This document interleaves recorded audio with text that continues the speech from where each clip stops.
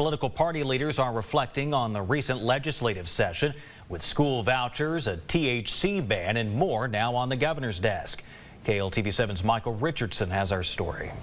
After 140 days, the 89th legislative session is over. Overall, from a Republican standpoint, we had a good session. Smith County Republican Party Chair David Stein says this session saw several victories. Border enforcement, we had wins. The biggest win we got in border enforcement was electing President Trump. We got wins in securing election.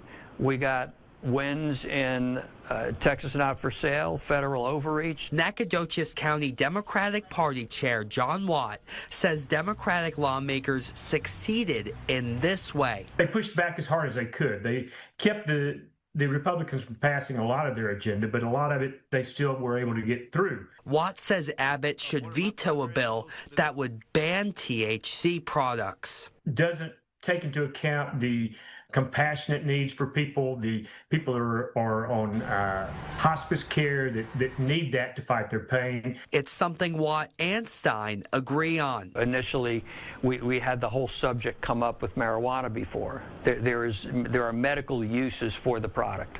And so I think it may have gone too far with that. Several laws go into effect on September 1st.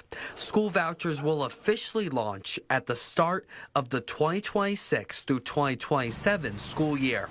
Michael Richardson, KLTV7 News. Now, the governor could still call a special session that is, which would bring state lawmakers back to Austin.